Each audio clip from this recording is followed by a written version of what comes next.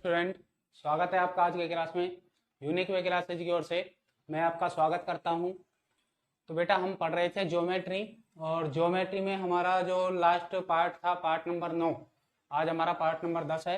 Part number 9 में last class में हमने त्रिभुजों को देखा था, त्रिभुजों के महत्वपूर्ण बिंदु हमने देखे थे। और उस क्लास में मैंने आपको लास्ट में बोला भी था कि अब हम नया टॉपिक स्टार्ट करेंगे, ज्योमेट्री के अंदर ही नया टॉपिक स्टार्ट करेंगे।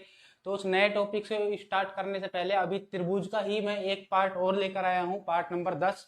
ठीक है, अभी त्रिभुजों को हम खत्म नहीं करेंगे क्योंकि इसकी थोड़ी मैं प्रैक्टिस कराने वाला हूँ आपको एग्जाम्पल के तौर पर। कुछ एग्जाम्पल मैंने लिए हैं, ठीक है। एग्जाम्पल के तौर पर हम कुछ प्रैक्टिस करेंगे कि जो हमने नियम पढ़े थे, जो हमने रूल पढ़े थे, वो रूल कैसे काम में आते हैं। ठीक है, बेसिक चीजें हैं, छोटी छोटी चीजें हैं, वो हम देखेंगे। तो बढ़ते हैं अपनी क्लास की ओर, पढ़ाई की ओर बढ़ते हैं। तो हमारा जो क्वेश्चन है, निम्न आकृतियों में अज्ञात कोण एक्स वाई जेड का मान ज्ञात कीजिए। यहाँ पर जो क्वेश्चन मैंने लिखे हुए हैं, इनमें जो डायग्राम बनाए हुए हैं, 7 क्वेश्चन हैं। इन 7 क्वेश्चन में अज्ञात एक्स वाई जेड, मतलब इन 6 क्वेश्चनों में तो एक्स एक्स आ रहा है, ठीक है।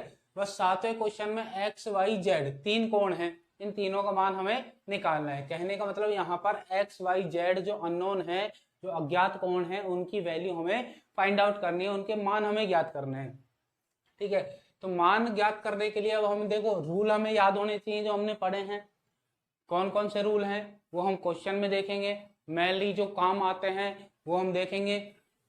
हमें सारे याद होने चाहिए। मैंने महत्वपूर्ण बिंदु लिखाए थे, आपको 9 बिंदु लिखाए थे पिछली क्लास में, वो 9 बिंदु आपको स्पेशली याद होने चाहिए। ठीक है, तो हम देखते हैं अपने क्वेश्चनों के आंसर।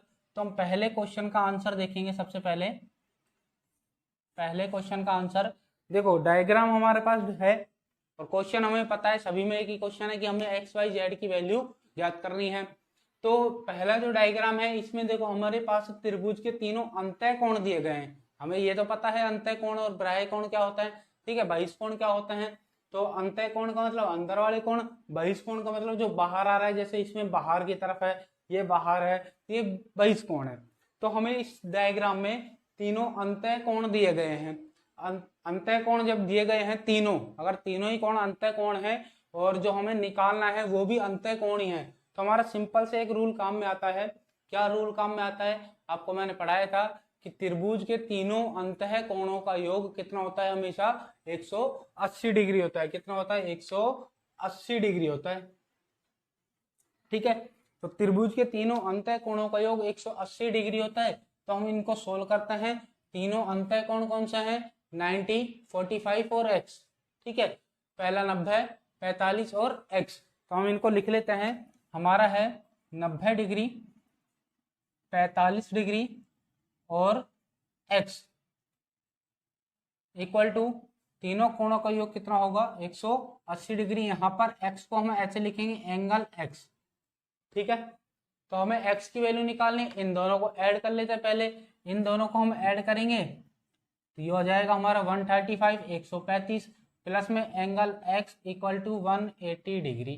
135 प्लस की संख्या है, हमें x की वैल्यू निकालनी है, इसको हम इधर भेजते हैं।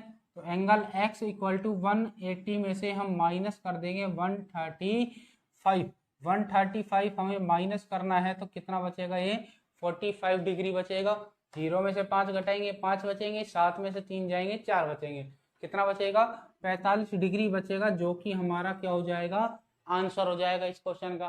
समझ में आया, सिंपल चीजें हैं, बस हमें नियम याद होने चाहिए, नियम हमें लगाने हैं। ठीक है, जो हमारे रूल है। अब हम चलते हैं हमारे सेकंड की ओर। तो हमारा आंसर 2, आंसर 2 के लिए हमारे क्वेश्चन देखेंगे। क्वेश्चन हमारा क्या है, डायग्राम हमें क्या दिया गया है। डायग्राम देखो, 2 अंतः कोण दिए गए हैं और 1 बहिष्कोण दिए गए हैं, दिया गया है। ठीक है, और हमें निकालना क्या है, बहिष्कोण मतलब बाहर वाला जो कोण है, उस x की वैल्यू हमें निकालनी है। अब इसमें कौन सा रूल लगाए, इसमें हम देखो 2 तरीके से कर सकते हैं। मैं दोनों तरीके आपको बताऊंगा। 2 तरीके से हम कर सकते हैं। पहला तरीका क्या है, पहला तरीका है कि हम तीसरा जो अंतः कोण हमें नहीं दिया गया उसको हम निकालें। तीसरा अंतः कोण हमें नहीं दिया गया उसको, जैसे कि मैंने यहाँ पे मान लिया कि ये अंतः कोण हमें नहीं दिया गया है। ठीक है, अब आपको ये दिखने में तो लग रहा होगा ये समकोण है। ठीक है, तो ये डायग्राम हम थोड़ा सा इसको कर देते हैं, समकोण नहीं लेते हैं इसको। और इसको हम थोड़ा सा इस प्रकार कर देते हैं, मतलब ये समकोण नहीं है। वैल्यू समकोण वाली निकलती है वो बात अलग है, 90 डिग्री निकलती है वो बात अलग है, परंतु डायग्राम में ये समकोण नहीं है। ठीक है, हमें ये वाला कोण हम क्या कर लेते हैं, मान लेते हैं जो तीसरा अंतः कोण हमें नहीं दिया गया, ये पहला मेथड मैं आपको बता रहा हूं इस क्वेश्चन को सोल्व करने का। तो मैंने इसको जैसा कि मान लिया P, ठीक है, इसको मैंने क्या मान लिया है, P मान लिया है। तो हमें P की वैल्यू निकालनी है पहले, तो हम देखेंगे इसका पहले मेथड एक। ठीक है, मेथड एक देखेंगे तो तीनों अंतः कोणों का योग कितना होगा, 180। तीनों को ऐड करते हैं, 30, 60 और एंगल P, इन तीनों का योग हो जाएगा 180 डिग्री। इन दोनों को जोड़ेंगे 90 डिग्री और angle P equal to 180 degree. Plus का 90 इधर चला जाएगा, किसका हो जाएगा, माइनस का 90 हो जाएगा। ये कितना बचेगा, 90 डिग्री बचेगा। तो हमारे पास एंगल P की वैल्यू आ गई, मतलब तीसरा अंतः कोण आ गया। अब अंतः कोण आ गया, अब हमारा दूसरा रूल लगेगा, मतलब मैं जो पहला मेथड बता रहा हूं आपको उसमें दो रूल लगेंगे। पहला रूल कौन सा, कि त्रिभुज के तीनों अंतः कोणों का योग 180। पहला रूल लगा के हमने जो P एंगल माना था तीसरा अंतः कोण वो निकाल दिया। अब दूसरा रूल क्या लगेगा, कि हमें पता है कि सरल रेखा पर जो कोण बनते हैं उन कोणों का योग कितना होता है, 180 डिग्री। ये भी मैंने आपको पढ़ाया हुआ है ज्योमेट्री में। तो सरल रेखा कौन सी, ये वाली सरल रेखा है। ठीक है, इस सरल रेखा पर दो कोण बन रहा है एक्स और P, क्योंकि हमें एक्स की वैल्यू निकालनी है तो एक्स लेके चलना है। एक्स जिस रेखा पर बन रहा है उसी रेखा को लेते हैं।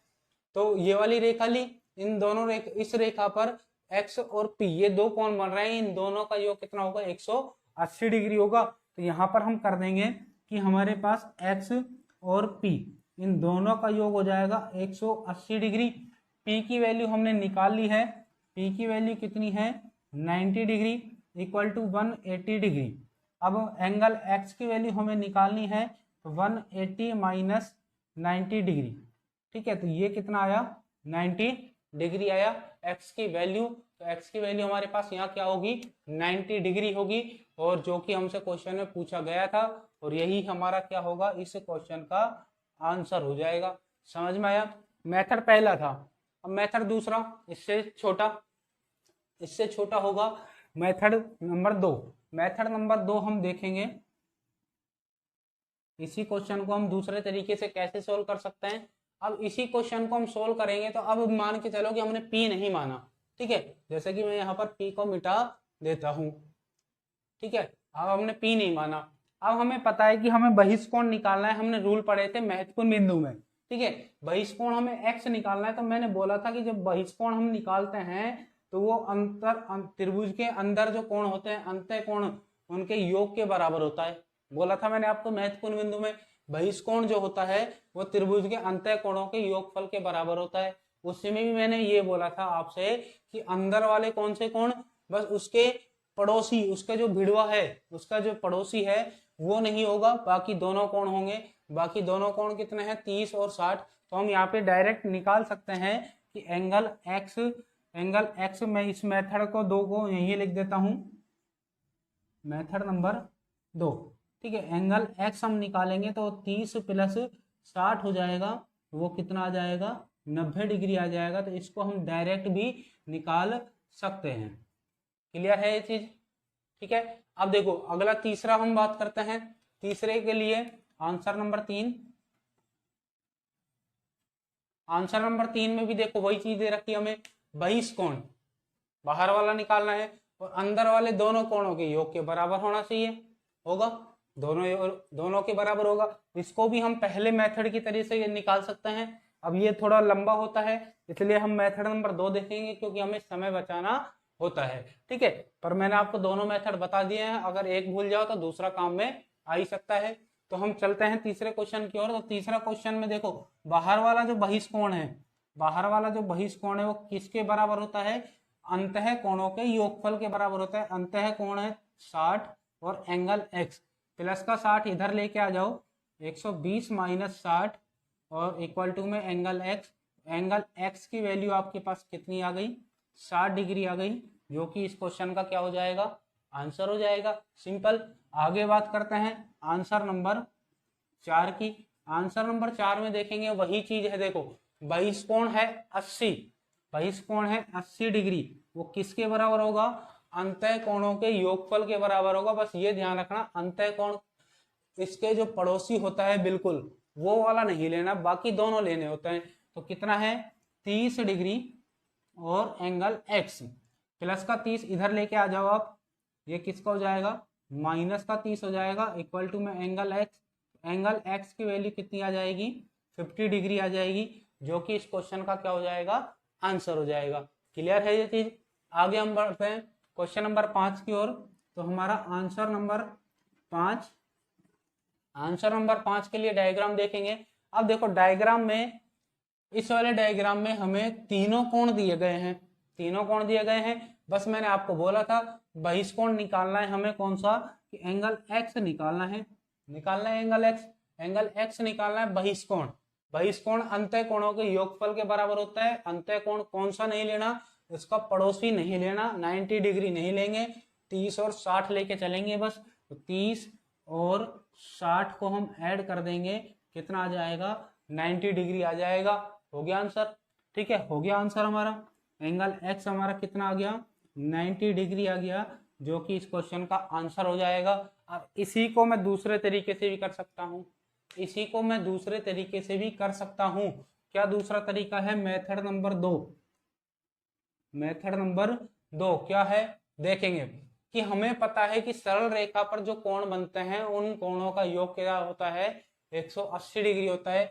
ये सरल रेखा लो, इस पे दो कोण बन रहे हैं x और 90, इन दोनों का योग कितना होगा 180, तो x और 90 इन दोनों का योग हो जाएगा 180 डिग्री, प्लस का 90 आप इधर भेज दो तो ये हो जाएगा माइनस का 90 डिग्री। तो एंगल x की वैल्यू आपके सामने आ चुकी है 90 डिग्री, देखो सेम है, आंसर करेक्ट है। तो आप इसको भी दो तरीके से कर सकते हो, ऐसी सिचुएशन आ जाए तो मैं आपको सभी तरीके बता रहा हूं जिन तरीके से हम क्वेश्चन को सोल्व कर सकते हैं, ठीक है। आगे बढ़ते हैं हम छठे क्वेश्चन की ओर। तो हमारा आंसर नंबर 6, आंसर नंबर 6 के लिए हमें देखेंगे कि त्रिभुज के तीनों अंतः कोण दिए गए हैं, बहिष्कोण एक भी नहीं दिया गया। तो बहिष्कोण नहीं दिया गया तो हमारा ये वाला रूल तो अब लगेगा नहीं कि बहिष्कोण अंतः कोणों के योगफल के बराबर होता है, ठीक है, ये रूल नहीं लगेगा, बहिष्कोण है ही नहीं। अंतः कोण है तो अंतः कोणों का योग कितना होता है 180 डिग्री होता है। तो बस हम वही लगाएंगे कि हमारे त्रिभुज के तीनों अंतः कोणों का योग 180 होता है। तो त्रिभुज के तीनों अंतः कोण कौन से हैं 90, 90, दूसरा एंगल एक्स और तीसरा भी एंगल एक्स, और इन तीनों का योग 180 डिग्री होता है। यहाँ पर एंगल एक्स कितने टाइम्स आ गया, कितनी बार आ गया, दो बार, तो हम लिख लेंगे 2 एंगल एक्स इक्वल टू में 180 डिग्री, ठीक है। कोण एक्स कितनी बार आया हमारे पास, 2 बार आया, तो हमने लिख दिया 2 कोण एक्स बराबर 180 डिग्री है, प्लस का 90, 90 आप इधर भेज दो तो ये हो जाएगा माइनस का 90 हो जाएगा।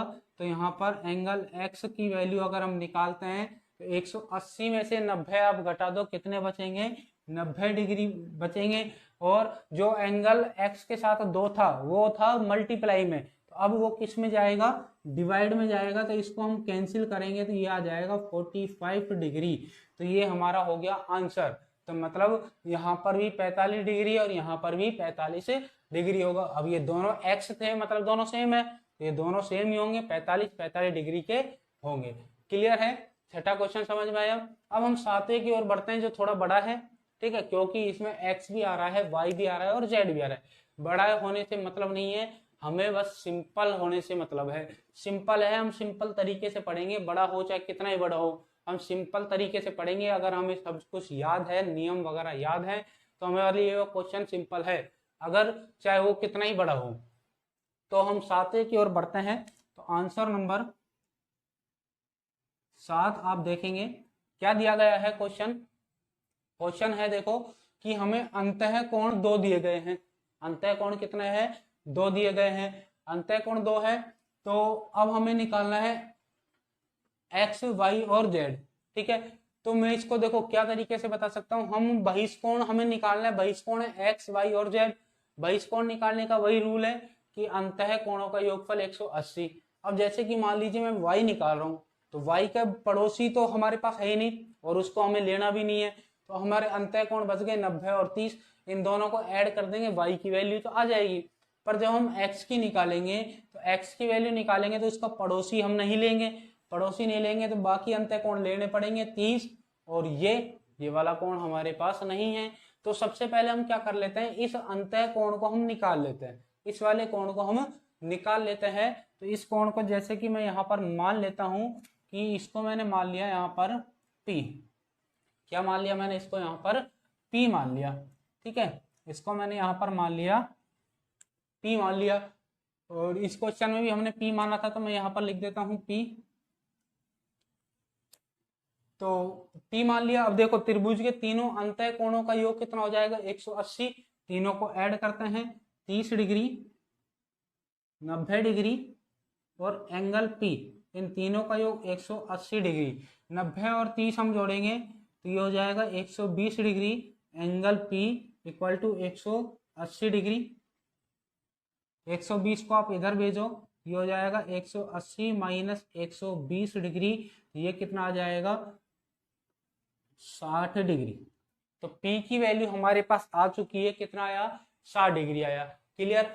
अब 60 डिग्री आ गया, तो अब हम तीनों कोणों को आराम से निकाल सकते हैं। जैसे कि हम निकालते हैं एंगल X निकालेंगे, एंगल X की बात करते हैं, तो एंगल X निकालेंगे तो उसका पड़ोसी छोड़ दो, बाकी दोनों को आप ले लो। तो पहला कौन सा है 30 डिग्री और दूसरा P कितना आया था 60 डिग्री, तो ये कितना हो जाएगा 90 डिग्री। एंगल Y निकालते हैं, एंगल Y निकालेंगे उसका पड़ोसी छोड़ दो, बाकी दोनों कितने हैं 30 और 90, तो 30 और 90 ये हो जाएंगे 120 डिग्री। और एंगल Z हम निकालेंगे, एंगल Z का पड़ोसी आप छोड़ दो, कितना बचा 90 और P कितना है 60 डिग्री है, तो 90 और 60 डिग्री हम ऐड करेंगे तो ये हमारे पास आ जाएगा 150 डिग्री।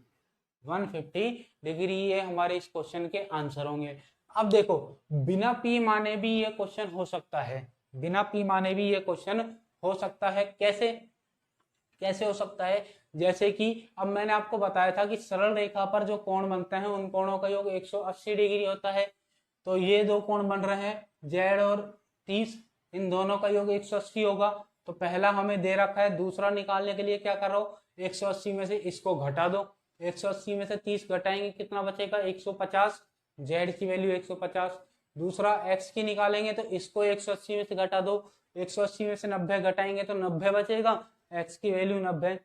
अब Y की बात करते हैं, तो Y के लिए 180 में से इसको घटाना है, और जबकि हमें P तो मानना ही नहीं है। अब ये कोण हमारे पास नहीं है, तो हम इसमें ये वाला रूल लगा सकते हैं, बहिष कोण का मान अंतः कोणों का योग के बराबर होता है। तो 30 और 90 हम ऐड कर देंगे, कितना आ जाएगा 120। तो बिना P माने भी इस क्वेश्चन को किया जा सकता है। क्लियर है ये चीज। तो आज की जो हमारी क्लास थी यहीं तक थी। तो हमने जो त्रिभुजों में जो हमारे नियम थे उन पर आधारित हमने कुछ क्वेश्चन करे हैं कि हमारे पास अगर मान लो कोई डायग्राम में अज्ञात कोण दिया गया है, X हो, Y हो, Z हो, P हो, Q हो, ठीक है, X और कुछ भी हो, हमारे पास कुछ भी नाम दिया गया हो, नाम से मतलब हमें नहीं होता है, जो भी अज्ञात कोण है वो निकालना होता है, ठीक है। उसको हम किस किस तरीके से निकाल सकते हैं, कौन कौन से हमारे नियम लागू हो सकते हैं त्रिभुज के अंदर, वो हमने आज देखे हैं। तो आई होप आपको आज की क्लास पसंद आई होगी। आज के जो सवाल थे वो समझ में आए होंगे, समझ में आए हैं तो प्लीज वीडियो को लाइक जरूर करें और खूब सारा शेयर जरूर करें। और अगर चैनल अभी तक आपने सब्सक्राइब नहीं किया है तो प्लीज चैनल को सब्सक्राइब करना ना भूलें। तो मिलते हैं हम अपनी नेक्स्ट क्लास में, और नेक्स्ट क्लास में अब हम अपना नया टॉपिक ही स्टार्ट करेंगे। त्रिभुज का जो टॉपिक है वो बिल्कुल आज मैंने यहाँ पे समाप्त कर दिया है। अब हम अपना ज्योमेट्री के अंदर नया टॉपिक स्टार्ट करेंगे अपनी नेक्स्ट क्लास में। तब तक के लिए धन्यवाद।